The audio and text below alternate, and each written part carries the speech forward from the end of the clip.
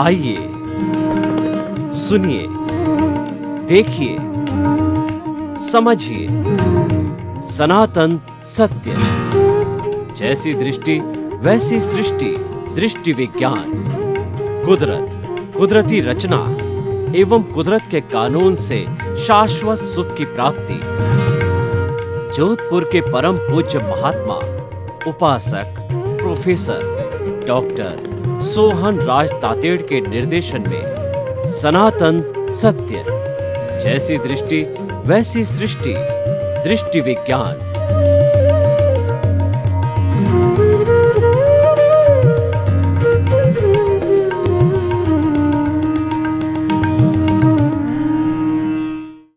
मातृशक्ति को नमन।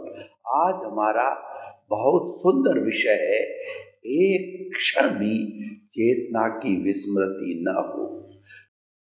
आज का ये एपिसोड उन विशिष्ट साधकों को समर्पित है जो कि जल्दी से जल्दी मुक्ति को जाने वाले होते हैं। देखिए, दो तरह के व्यक्ति होते हैं। मैं एक उदाहरण देना चाहता हूँ कि मुझे जोधपुर से बॉम्बे जाना है, तो मेरे पास में साधन है, बस है, खुद की व्हीकल है, लोकल ट्रेन है और एक्सप्रेस ट्रेन है, और ज़्यादा से ज़्यादा कम से कम समय में जाना है तो फ्लाइट है। तो अब इस पर निर्भर करता है, दो तरह के व्यक्ति होते हैं। क्या करना है, जल्दी जाके आराम से धीरे धीरे जाएंगे, वो लोकल ट्रेन से एंजॉय करते करते भी जा सकते हैं।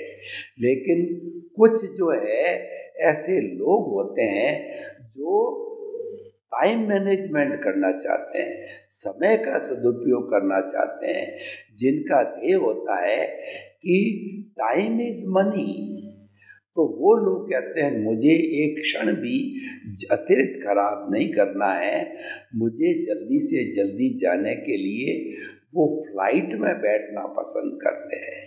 तो यहाँ पर दो तरह के विज्ञान खड़े हो गए। एक विज्ञान क्रमिक विज्ञान, यानी वो फॉर एवर पहले भी था, आज भी है और आगे भी चलेगा। एक अपवाद स्वरूप शॉर्ट टर्म, जैसे कि स्पेशल ट्रेन चला करती है पर्टिकुलर गर्मी के दिनों में, सर्दी के दिनों में, मेले के दिनों के अंदर। तो उसी तरीके से ये हमारा अक्रम विज्ञान है, वह 250 वर्ष तक इसकी लाइफ है, फिर क्रमिक विज्ञान चालू हो जाएगा। दोनों एक ही है। एक हमारी जो है पैसेंजर ट्रेन कहिए या एक्सप्रेस ट्रेन कहिए, एक फ्लाइट है। डिफरेंस केवल इतना ही है, बाकी सब चीज़ समान है। दोनों का ध्येय मुक्ति का है, दोनों का ध्येय ब्लिस को प्राप्त करने का है, दोनों का ध्येय शाश्वत सुख को प्राप्त करने का है। लेकिन क्योंकि जल्दी जाने का है, तो मोड ऑफ द प्रोसेस है वो डिफरेंट हो जाएगा। क्योंकि ये तो देखिए, फ्लाइट की जो अवस्था होगी डिफरेंट है, लोकल ट्रेन की डिफरेंट है, तो थोड़ा बहुत फर्क है, वह भी अक्रम विज्ञान और क्रमिक विज्ञान के बीच के अंदर है, वो तो रहेगा। और दोनों सही है, दोनों अपनी अपनी जगह जो है धारण करने योग्य है, जीवन में उतारने योग्य है। किसी की भी हम कोई तुलना नहीं करते, कमी बेसी नहीं बताते हैं। तो आज का जो हमारा ये एपिसोड है, हर क्षण चेतना की जो है वो स्मृति बनी रहनी चाहिए, कभी भी विस्मृति नहीं बनी रहनी चाहिए। तो हम आपको क्या बताना चाहते हैं कि ये उन पर अप्लाई होगा जिन्होंने पहले ज्ञान ले रखा है, या तो पिछले जन्म के अंदर ज्ञान लेके आए हैं, या इस जन्म में उनका उदय और प्रारब्ध जो है ज्ञान लेने का। क्योंकि हमको जो बांधे रखा है, हमको जो शाश्वत सुख लेने नहीं देता, मुक्त नहीं होने देता, वह अज्ञानता है, वह कॉजल बॉडी, लिंग शरीर और वह कारण शरीर है। उसी कारण से जो है हम मुक्ति को नहीं जा सकते हैं, तो उसको मिटाना ही हमारा लक्ष्य है। हम चाहे कितनी भी बात करें, लेकिन मुख्य जो है लक्ष्य की प्राप्ति, शाश्वत सुख को प्राप्त करना है, और उसकी प्रोसेस है अज्ञानता को समाप्त करना।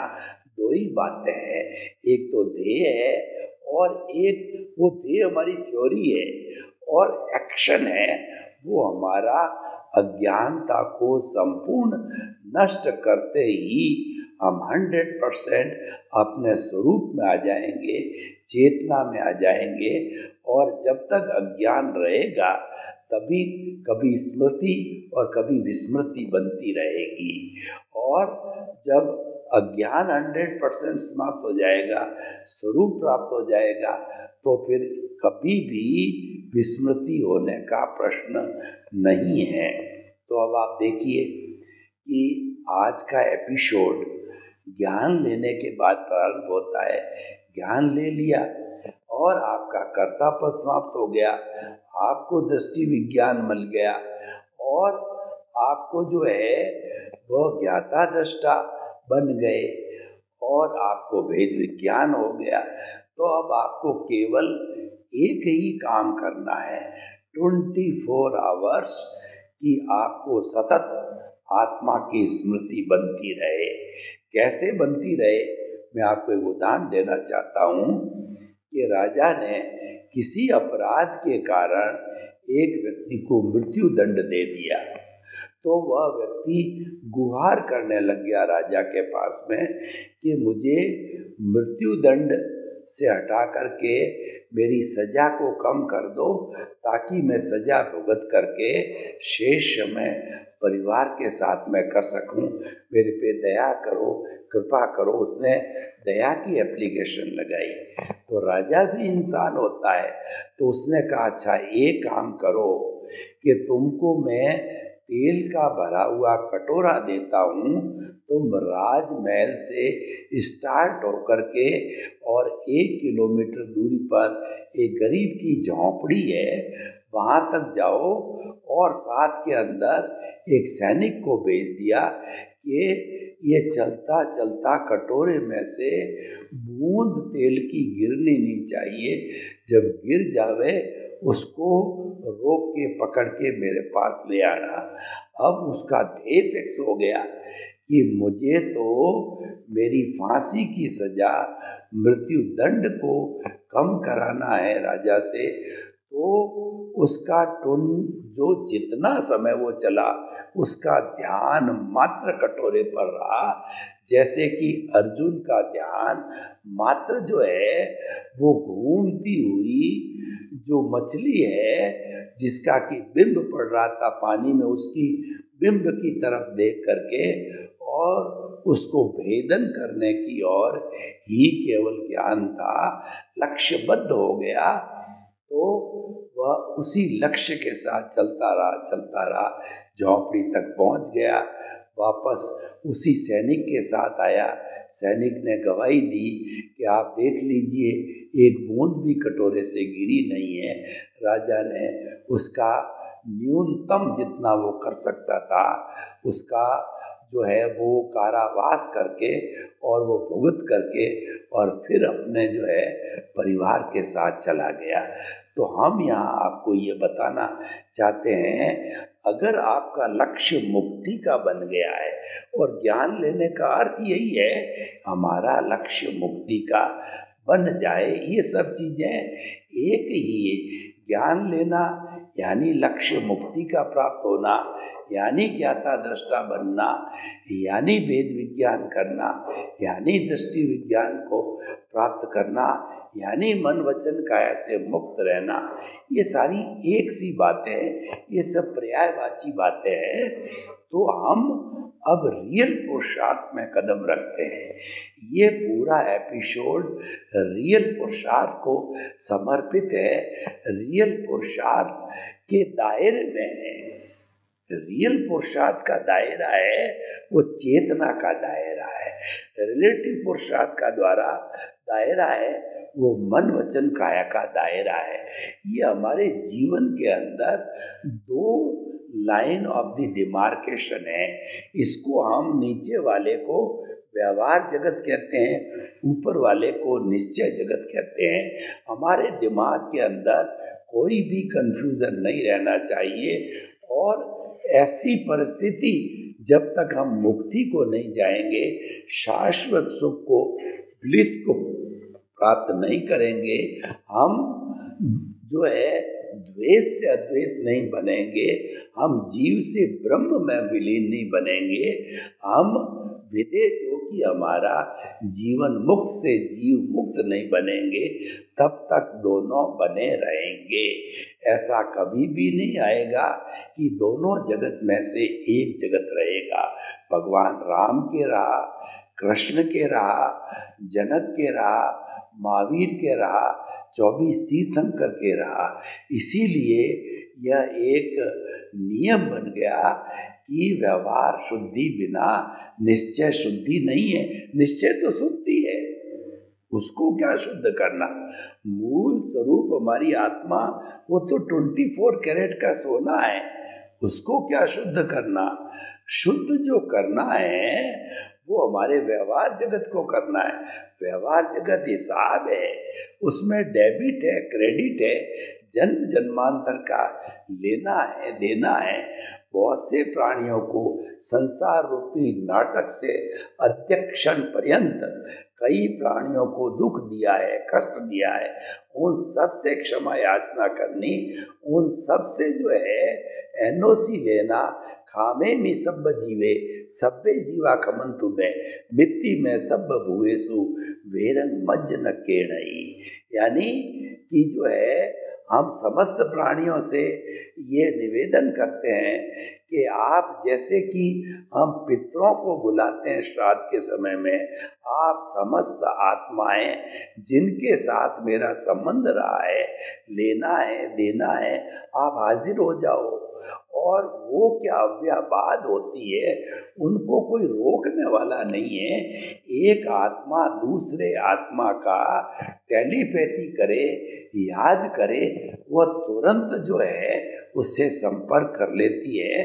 तो जिन जिन से हमारा रहा है, आप बच्चे की तरह सरल हृदय बन करके आप उनसे निवेदन करो कि मैं आप सभी को क्षमाता हूँ, आप मुझे क्षमा करो, मुझे आपको मैंने एनओसी दे दी है, आप सभी मुझे एनओसी दो, तो आप सबकी एनओसी मिल जाएगी। तब वो मैं मुक्ति को चला जाऊंगा। मैं मुक्ति जाना चाहता हूँ, मैं सिमंदर स्वामी के चरणों के अंदर जन्म लेना चाहता हूँ। आप मुझे एनओसी दे के आपकी तरफ से मुक्त करो, मुक्त करो, मुक्त करो। यानी यही हमारा व्यवहार जगत का शुद्धिकरण है।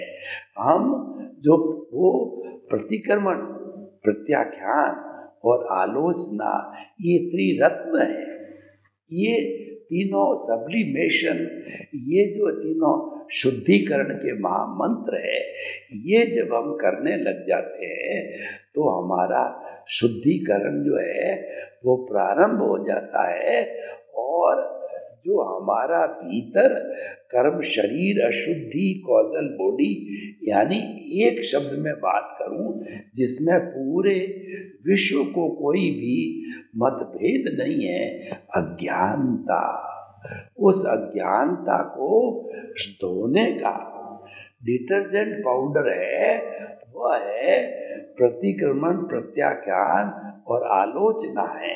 उनसे धो करके हम इसको बहुत शुद्ध कर देते हैं। आजकल हाई पावरफुल डिटर्जेंट पाउडर आ रहे हैं जो कितना ही पुराना दाग हो उसको साफ कर देते हैं धो करके। तो ये सामायिक भी उसी का रूप है। सामायिक आलोचना, प्रतिक्रमण और प्रत्याख्यान के द्वारा हम उनको धो देते हैं। तो धो देने के बाद में अज्ञानता समाप्त हो गई। तो हम आपको बताना चाहते हैं, एक क्षण भी हमारे अस्तित्व की विस्मृति नहीं होनी चाहिए। और विस्मृति हो रही है नहीं हो रही है, ये हम कैसे मालूम करें? कोई न कोई तो हमारे पास में थर्मामीटर बैरोमीटर होना चाहिए। थर्मामीटर के अंदर जब पारा 98.8 के ऊपर चढ़ता है, 99, 102 होता है, तब हम कहते हैं बुखार है। 98.8 तक हम बुखार नहीं करते हैं। बीपी भी हमारा 80, 120 के बीच में लोअर अपर रहता है, तो हम उसको हाइपर टेंशन नहीं कहते हैं। वो रहना ही चाहिए, वह ज़रूरी है। तो उसी तरीके से जो है हम आत्मा से विचलित कब होते हैं, ये पॉइंट हम आपको समझाना चाहते हैं। देखिए, व्यवहार जगत और निश्चय जगत सब साथ चल रहा है। निश्चय जगत का क्या है कि विस्मृति न होनी स्वरूप की निश्चय जगत मान लीजिए, परंतु नीचे तो कारखाना चल रहा है। नीचे मन वचन काया की सब प्रवृत्ति हो रही है। आपका परिवार है, माता है, पिता है, बेटी है, बेटा है। बेटी कहेगी मेरी शादी करो, बेटा कहेगा कि मुझे पढ़ाओ और जो है मुझे धंधे लगाओ। और इस तरीके से आपको धन भी कमाना पड़ेगा, और धन कमाने में लगोगे तो किसी से पैसा लोगे भी, किसी को दोगे भी, यानी डेबिट क्रेडिट आपको करना ही पड़ेगा। और वो चल रहा है, हर व्यक्ति करता है, क्योंकि ये तो पीछे से लेकर के आते हैं। यह जो शरीर है पिछले जन्म के कर्म के भुगतान के लिए मिला है। ये मन वचन काया तथा उससे जुड़ी हुई हर अवस्था मात्र कुदरती रचना है, जिसका कोई बाप भी रचने वाला नहीं है, और वो व्यवस्थित है, वो जिंदगी भर चलता रहेगा। आप इसको चलने देते हो और मात्र ज्ञाता दृष्टा रहते हो।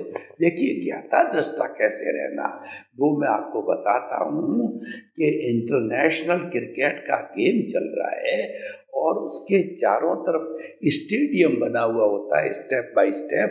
उन स्टेडियम पे हम जो है बैठते हैं, उनके जो सीट्स पे बैठते हैं, तो खेलने वाले खिलाड़ी, रन लेने वाले या कैच लेने वाले वो अलग होते हैं, हम देखने वाले अलग होते हैं। हम पहली मंजिल पर खड़े हैं, बच्चे नीचे फुटबॉल खेल रहे हैं, फुटबॉल खेलने वाले अलग हैं, हम अलग हैं। तो ये भेद विज्ञान करना, ये ज्ञाता दृष्टा करना, शरीर अलग है, मैं अलग हूँ, मैं तो शरीर से मुक्त हूँ। और जब तक ये शरीर के अंदर प्रभु विराजमान है, तभी ये शरीर जिंदा है, नहीं तो शरीर तो एकदम जड़ है, वो तो जला दिया जाता, हाथों हाथ जला दिया जाता है। चेतना जब निकल जाती, जड़ को कोई भी घर में नहीं रखता है और उसको तुरंत जला दिया जाता है, इसकी कोई औकात नहीं है। लेकिन दोनों को जोड़ने वाला है वो अज्ञान है, वो काम करता अज्ञान, अज्ञान को जोड़ता है। पीछे से पहले जो अज्ञान पड़ता है, कॉजल बॉडी है, वही नए नए भाव डाल करके कॉजल बॉडी को बढ़ाता है। जब ज्ञान हाजिर हो गया तो अज्ञान को जाना पड़ेगा। ज्ञान बड़ा दादा है, अज्ञान छोटा दादा है। बड़ा दादा खड़ा हो गया तो किसी घर में छोटा दादा आया है, ऑटोमेटिकली भाग जाएगा। ज्ञान सेनापति है, सेनापति मजबूत है, राजा मजबूत है, तो जो है दूसरी सामने वाली जो है खलबली मच जाएगी, वो भाग जाएगी सेना। मजबूत कौन होता है? तो मजबूत ज्ञान है।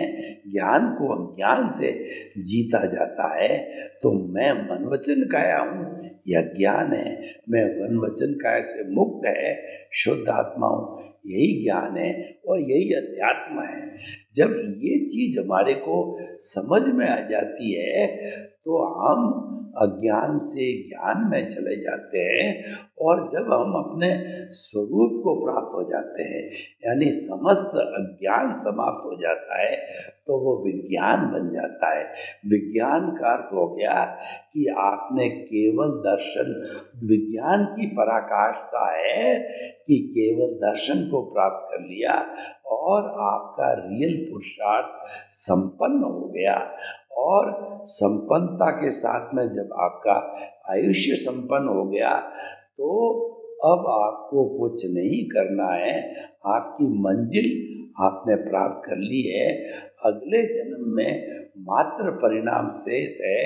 अगले जन्म में आप केवल ज्ञानी तीर्थंकर भी हो सकते हो, नहीं तो केवल ज्ञानी तो हो गई। केवल ज्ञानी होकर के परिणाम स्वरूप है जितना आपका जो कहना चाहिए आयुष्य कर्म है उसको भुगत करके आप सिद्ध बुद्ध और मुक्त बन जाओगे। आप शाश्वत सुख को प्राप्त कर लोगे। आप जो है सिद्धशिला में विराजमान हो जाओगे। सिद्धशिला इस लोक का अंतिम भाग है, उसके बाद में आलोक चालू हो जाता है। आलोक के अंदर छह द्रव्य नहीं है, आलोक में जीवन नहीं है, इसीलिए जीव है आलोक में नहीं जा सकता। अंतिम उसका कहना चाहिए स्थान है वो सिद्धशिला है, जो कि लोक का अंतिम भाग है। वहाँ पर ये सब मुक्त आत्माएं यानी लो में लो अवस्थित हो जाती है, तो उसको अलग स्थान की जरूरत नहीं होती है। वहाँ सब लो इकट्ठी हो जाती। एक कमरे में आप 10 दीपक भी रखते हो, बड़ा कमरा है, 1000 दीपक भी रख सकते हो, कोई एक दूसरे को डिस्टर्ब नहीं करती, अपनी अपनी लो में जलती रहती है। तो रूपक रूप में ये समस्त मुक्त आत्माएं अपना 2/3 जो है वह जो अवगाना है, जो अपने बॉडी की रूपक है, अशरीरी होती है। लेकिन ऐसा बताया जाता है कि जब आत्मा 14वें गुण स्थान में जो है शरीर का व्युत्सर्ग करती है तो 2/3 है वो शरीर की अवधारणा को ले जा करके सिद्धशिला में विराजमान होके सिद्ध बुद्ध होकर के ईश्वर बन जाती है, शाश्वत सुख को प्राप्त करती है। फिर कभी भी इस 84 लाख जीवा योनि के भ्रमण में नहीं आती है। तो भाई और बहनों, जो उच्च साधना करना चाहते हैं, जो कुछ प्राप्त करना चाहते हैं, जो अपना अगला जन्म सिमंदर स्वामी के चरणों में जाते हैं, क्योंकि जल्दी मुक्ति तो वही है। अभी भरत क्षेत्र के अंदर मुक्ति बंद है, जम्बू स्वामी ने ताले लगा दिए हैं। 5वां आरा चल रहा है, 6ठा आरा 21,000 वर्ष का आएगा, पहला आरा फिर प्रारंभ होगा जो है अवसर्पिणी काल का, उत्सर्पिणी काल का, और उसके बाद दूसरा आएगा, तीसरा आएगा। तीसरे आरे के अंत के अंदर वो प्रथम तीर्थंकर जन्म लेंगे, चौथे आरे के अंत तक। ये 1 करोड़ सागर का तीसरे का एंड, चौथे का एंड, दोनों के समय में 24 तीर्थंकर जन्म लेते हैं, क्योंकि वो आरे का समय 1 करोड़ सागर का फिक्स है और एक तीर्थंकर से दूर से तीर्थंकर के जन्म लेने का समय भी फिक्स है। इसीलिए 24 तीर्थंकर ही होते हैं, एक उत्सर्पिणी में और एक अवसर्पिणी में, यानी मुक्ति को बहुत लंबा समय पड़ा है। लेकिन महाविद्य क्षेत्र के अंदर मिनिमम 20 तीर्थंकर, अधिकतम 170 तीर्थंकर विराजमान होते हैं। मिनिमम 20 तो होते ही हैं, हर एक के अपने अपने किंगडम हैं। और हमारे इस भरत क्षेत्र के जो तीर्थंकर हमको संभालने वाले हैं वो सिमंदर स्वामी हैं। उनसे नाता जोड़िए, या उनसे तार जोड़िए। तार जोड़ने के लिए हर समय प्रार्थना कीजिए कि शुद्ध हृदय से कि मुझे मुक्ति को जाना है, मुझे सिमंदर स्वामी भगवान आपके चरणों में बुलाओ। हे पांचालुगुली देवी, हे चंद्रायण यक्षदेव, हे शासन देवी देवताओं, मुझे सिमंदर स्वामी के चरणों में जाने में कोई विघ्न न आए, विघ्न आवे, विघ्न दूर करो। हे दादा भगवान, आपने मुझे ज्ञान दिया है, आप प्रतिदिन भावी जीवों को उड़न खटोला में बिठा करके आप खटपटिया वीतराग हो, सिमंदर स्वामी के दर्शन कराते हो। मेरा नंबर भी लगाओ, मुझे भी उड़न खटोला में बिठाओ और मुझे जो सिमंदर स्वामी के दर्शन कराओ, और मुझे अगला जन्म सिमंदर स्वामी के चरणों में महाविदे में हो, क्योंकि मुझे जल्दी से जल्दी मुक्ति को जाना है, तो ये सारा एक प्रोसेस बन गया। इस प्रोसेस को अगर हम फॉलो करेंगे और हर क्षण हम चेतना की स्मृति में रहेंगे, चेतना की कभी भी विस्मृति नहीं करेंगे, क्योंकि हमारा आयुष्य फिक्स है। आयुष्य कब आ जावे जीवन का एंड किसी को पता नहीं है, पर वो फिक्स है। इसीलिए हमें हर क्षण चेतना की विस्मृति होने नहीं देनी चाहिए, स्मृति करते रहना चाहिए, तो हम शाश्वत सुख को प्राप्त कर सकते हैं। सर्वे भवन्तु सुखिनः, सर्वे सन्तु निरामया। लोक के सब जीवों को सुख मिले, शांति मिले, आनंद मिले, प्रेम मिले, सौहार्द मिले, मुक्ति मिले। आपके प्रति मंगल भावना, शुभकामना। ओम शांति।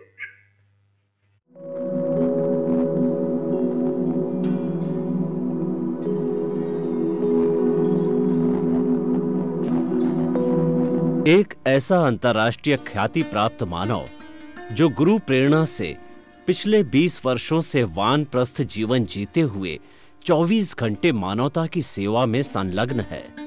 एक ऐसा मानव जो अभी राष्ट्रीय, अंतर्राष्ट्रीय टीवी चैनलों पर 7,500 एपिसोड के माध्यम से सनातन सत्य, आत्मविज्ञान एवं पुनरुत्थान, व्यवहार एवं निश्चय जगत के जीवनोपयोगी विषयों पर हृदय स्पर्शी प्रवचन कर चुका है।